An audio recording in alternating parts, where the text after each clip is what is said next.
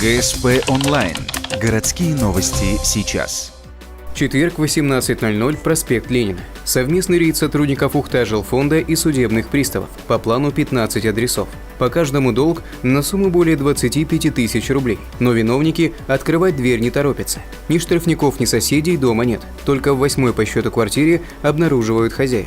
Но и тут не обходится без истории. Как оказалось, сам должник уже отбывает срок в местах не столь отдаленных. Перед тем, как человека посадили по статье 158, задерживали в состоянии алкогольного опьянения. Очень много штрафов просто у него по данной категории.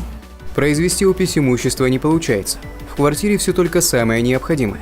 Картина привычна. Обычно открывают только малоимущие. Следующий, кто впустил приставов, молодая семья, снимающая квартиру.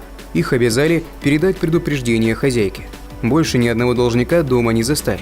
Следующий рейд приставы планируют провести в понедельник.